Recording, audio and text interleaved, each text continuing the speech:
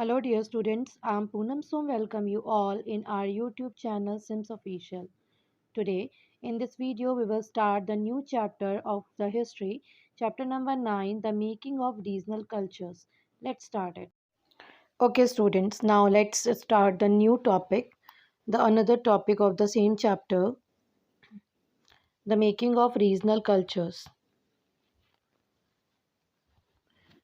Rural and rulers and the religious traditions. We will read about the next topic, that is rulers and the religious traditions, the Jagannath cult. ठीक, हम यहाँ पे बात करेंगे rulers के बारे में और कुछ धार्मिक परंपराओं के बारे में ठीक है. And about that the Jagannath cult. Cult मतलब कल्चर. ठीक है, तो उनके कल्चर के बारे में जगन्नाथ के. In other regions regional cultures grew around religious traditions. अलग अलग रीजन में जो वहाँ के कल्चर होते हैं, जो रीजनल कल्चर्स होते हैं, वो कहीं ना कहीं उनकी रिलीजियस ट्रेडिशंस यानी कि धार्मिक परंपराओं से जुड़े होते हैं. The best example of this process is the cult of Jagannath, literally lord of the world, a name for Vishnu. ठीक, ऐसा ही एक कल्चर है जिसके लिए सबसे बेस्ट एग्जाम्पल है द कल्ट ऑफ जगन्नाथ. ठीक, जगन्नाथ एट पुरी. पुरी उड़ीसा. उड़ीसा के पुरी एरिया में या पुरी स्टेट में जगन्नाथ टेम्पल है.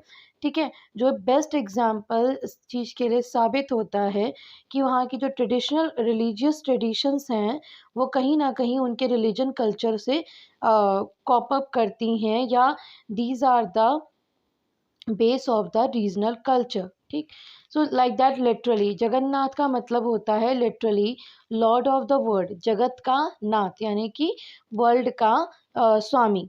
अ नेम फॉर विष्णु, और जगन्नाथ एक विष्णु भगवान का भी नाम है. ठीक है, so that is situated in Puri in Odisha. To date, the local tribal people make the wooden image of the deity. आज भी वहाँ के जो लोकल ट्राइबल पीपल हैं यानी कि जो लोकल जनजाति के लोग हैं वो वहाँ वुडन इमेज यानी कि लकड़ी से भगवान की, जगन्नाथ की मूर्ति बनाते हैं, अपने भगवान की मूर्ति बनाते हैं. विच suggest that the deity was originally a local God.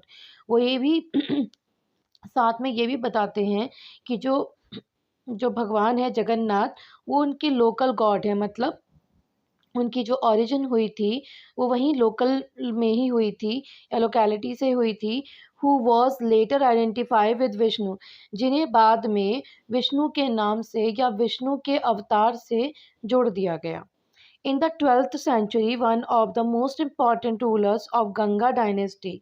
ऐसे ही 12th सेंचुरी में यहाँ पर एक बहुत ही फेमस या मोस्ट इम्पॉर्टेंट रूलर थे गंगा डायनेस्टी में राज करने वाले. उनका नाम था अनंत वर्मन. ठीक है, Anant Varman. He decided to erect a temple for Purushottam Jagannath at Puri. उन्होंने ये डिसाइड किया कि जिन जगन्नाथ की बात यहाँ पर हो रही है उनके डाइटी की, तो उन्होंने डिसाइड किया कि वो एक टेम्पल, एक काफ़ी बड़ा टेम्पल खड़ा करेंगे. किसके लिए? पुरुषोत्तम जगन्नाथ के लिए. कहाँ? पुरी में, जिसे हम आज के टाइम पे जगन्नाथ टेम्पल के नाम से जानते हैं. सो सब्सिक्वेंटली इन 1230 किंग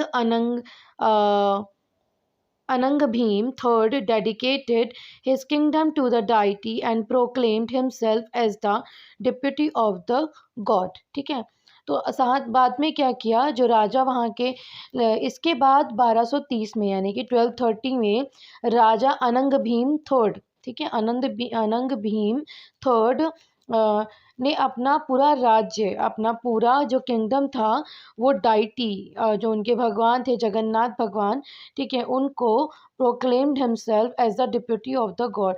उन्हें पूरा अपनी जो प्रॉपर्टी थी या अपना जो किंगडम था वो पूरी तरह से उन्होंने जगन्नाथ भगवान को अर्पित कर दिया और खुद को भगवान का डिप्यूटी यानी कि उनका मतलब कह सकते हैं कि उनका एक असिस्टेंट, ठीक है, घोषित किया. अपना एक डेप्यूटी अपने आपको भगवान का घोषित कर दिया.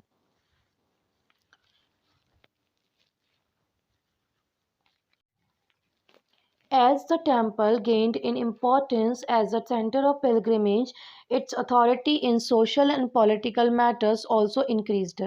जैसे ही जगन्नाथ का जो मंदिर बना तो उसने और ज़्यादा इम्पोर्टेंस यानी कि उसने इस मंदिर ने बहुत ज़्यादा इम्पोर्टेंस गेन कर ली थी एक as a centre of pilgrimage, ठीक है, यानी कि एक तीर्थ स्थान के रूप में जो सेंटर में यानी कि उड़ीसा के सेंटर में बना हुआ था पुरी में। So it's authority in social and political matters also increase. इसकी जो पॉपुलैरिटी थी या जो इसकी जो सत्ता थी या उसकी जो हम कह सकते हैं यहाँ पर जो अथॉरिटी या उसकी इम्पोर्टेंस सोशल और पॉलिटिकल मैटर्स में भी बढ़ती चली गई। ऑल दोज हु कॉन्क्योर्ड उड़ीसा, ऐसे मुगल्स या ऐसे रूलर जिन्होंने उड़ीसा को जीता था, such as Mughals, the Marathas and the English East India company, attempted to gain control over the temple, they felt that this would make their rule acceptable to the local people.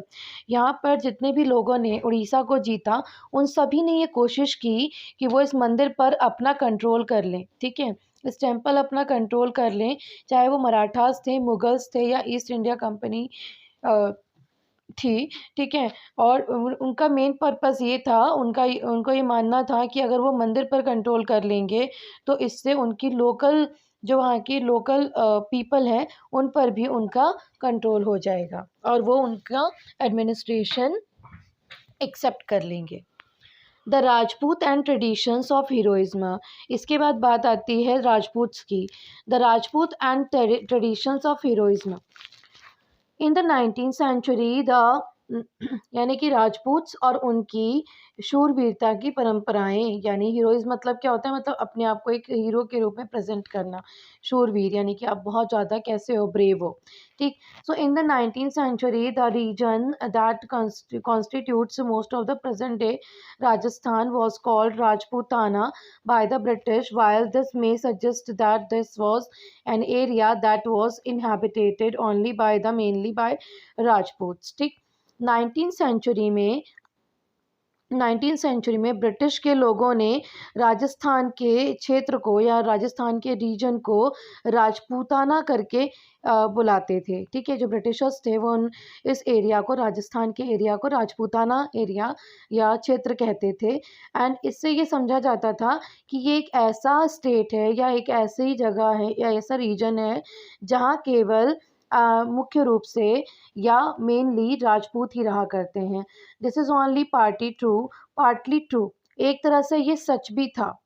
There were and are, यहाँ पर ज़्यादातर थे और हैं, several group who identify themselves as the Rajput in many areas of northern and central India. ये सच में ऐसे यहाँ पर रहने वाले कुछ समूह ऐसे थे या ज़्यादातर समूह ऐसे थे या आज भी हैं जो अपने आप को उत्तरी यानी कि नॉर्थ पार्ट और ईस्ट और द मिडल सेंट्रल इंडिया, ठीक है, सेंट्रल इंडिया के अनेक क्षेत्रों में अपने आप को राजपूत कहते हैं। यानी कि जैसे सपोज़ वो किसी भी कंट्री के किसी भी पार्ट में या रीजन में रह रहे हैं, वो कहते हैं कि उनकी जो ओरिजिन है वो राजस्थान से ही हुई है, ठीक है। So, and of course, there are several peoples other than Rajputs who live in Rajasthan. However, the Rajputs are often recognized as contributing to the distinctive culture of Rajasthan. ये भी सच है कि राजस्थान में राजपूतों के अलावा और लोग भी रहते हैं, ठीक है, मगर मेजॉरिटी जो है वो किसकी है, राजपूत्स की है। बल्कि अक्सर ये भी माना जाता है कि राजपूतों ने राजस्थान को कि एक कोई विशिष्ट संस्कृति यानी कि एक डिस्टिंक्टिव ये स्पेशल संस्कृति यानी कि कल्चर दिया है या प्रदान किया है। मतलब उनकी वजह से जो वहाँ पर जो कल्चर देखने को मिलता है वो राजपूताना कल्चर कहा जाता है। These cultural traditions were closely linked with the ideas and the aspirations of ruler from about the 8th century. ये जो ट्रेडिशनल कल्चर है ये वहाँ के क्या था कि दैट वाज क्लोजली लिंक्ड, उनका कहीं ना कहीं एक लिंक बंधा हुआ था किससे, the idol and the aspiration of ruler, जो वहाँ के शासक थे या जो रूलर्स थे, उनके आदर्शों से, उनके आइडियल्स से और उनकी एस्पिरेशंस से, यानी कि उनकी होप्स से, ठीक है? तो उनके यहाँ का जो कल्चर है या जो वहाँ की ट्रेडिशंस हैं, वो उनके कल्चर और उनके नहीं सॉरी राजपूत्स के आदर्श, उनके आइडियल्स से और उनके एस्पिरेशन से जुड़ा हुआ है। सो लगभग 8वीं शताब्दी में यानी कि 8th सेंचुरी में most of the present day state is of Rajasthan was ruled by various Rajput families. Prithviraj was the such one such ruler. These rulers cherished the ideal of the hero who fought valiantly, often choosing death on the battlefield rather than face the loss. ठीक है, ये अभी हम देखेंगे इसमें। तो आज के टाइम पर ठीक है, यहाँ ये भी देख सकते हैं कि अधिकांश जो आज के टाइम पर जो राजस्थान है, उसका ज़्यादा से ज़्यादा जो पार्ट है, ठीक है, वहाँ पर बहुत सारे राजपूत परिवार रहते हैं या उनका राजपूत्स का ही शासन रहा है। जैसे हम एग्ज़ाम्पल लेते हैं पृथ्वीराज का, जैसा आपने चैप्टर 2 में पढ़ा था पृथ्वीराज के बारे में, तो वो एक ऐसे शासक थे या एक ऐसे ब्रेव रूलर थे जिन्होंने अपनी मतलब जो वॉरियर जो रण क्षेत्र था या फिर कहा जा सकता है जो फोर्ट था, जो वॉर हुई थी, ठीक है, उनमें अपने आप को एक हीरो के रूप में प्रेजेंट किया था, ठीक। और बहादुरी से लड़ते हुए उन्होंने आखिर में किसी के आगे झुकना स्वीकार नहीं किया, भले ही उनको मतलब ही वॉज डेड, ठीक है, भले उन्हें मतलब मृत्यु का सामना करना पड़ा या उन्हें डेथ को फेस करना पड़ा, बट उन्होंने कभी भी पीठ नहीं दिखाई या उनके आगे अपने जो अपोजिशन थे उनके आगे घुटने नहीं टेके।